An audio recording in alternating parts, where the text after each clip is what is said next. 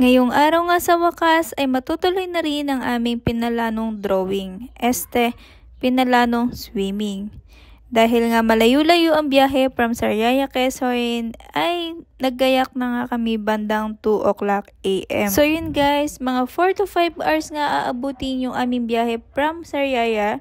Dahil ang pupuntahan nga namin ay San Andres, Quezon. At ayan, after ilang hours na biyahe namin ay inabot na nga kami ng liwanag dito sa daan. At itong bandang ito ay bandang Mulanay na. At after ilang oras pa nga ulit biyahe ay finally nakarating na nga kami dito sa San Andres, Quezon. Dito nga pala kami tumuloy sa may evacuation center kung saan malapit yung bahay ng kakilala namin. At isa sa mga gustong gusto ko kapag malapit sa dagat ay makakapamili kami ng isda katulad nito. Napakasariwa. After namin makakain at makapaggayak ng iba pang gamit, ay napagkasundoan na nga namin na tumawid na ng isla. So for today's video ay pupunta tayo sa Alibihaban Island. Hans, tingin ikaw. Yan, kain na kailang palit na ng damit. Mga kasamahan natin.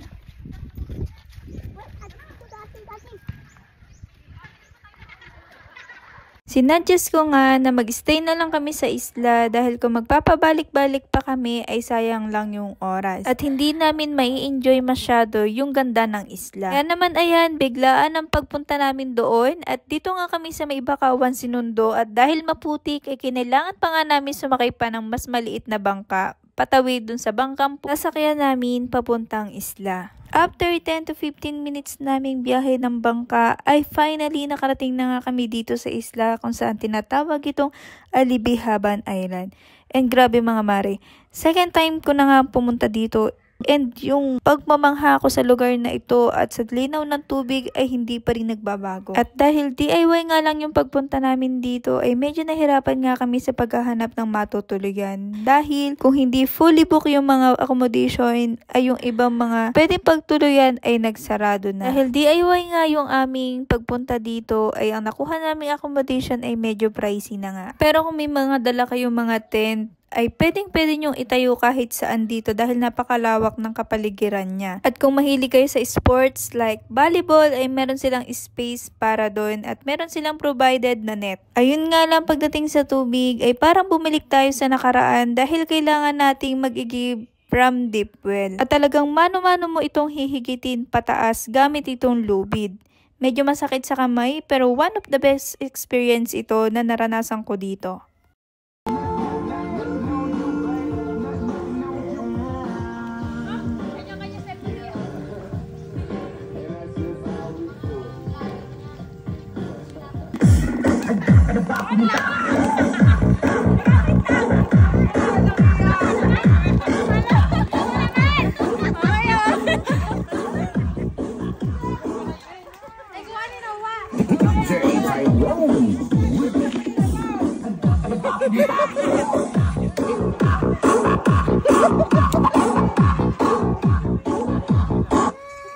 At ayun na nga mga mare, nakarating laang ng isla ay naging tiktokeris na ipabayain na at minsan laang naman are. Kaya tara, itutur ko naman kayo sa talampasigan din sa San Andres, Quezon na talaga namang ang mga mata nyo ay mabubusog sa sobrang ganda.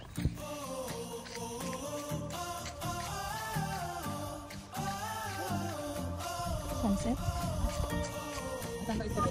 Pag muna tayong umuwi! Ganda! Sarap mag-picturean!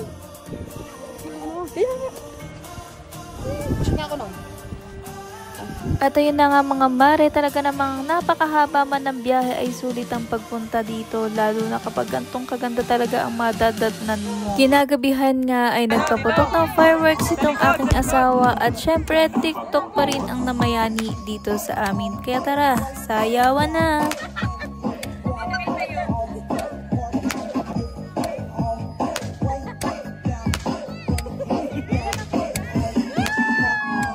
That's all for our first day here at Alibihaban Island. At kung gusto nyo rin makita at maranasan at mamangha dito sa ganda ng Alibihaban Island ay pwede nyo akong i-PM for more details.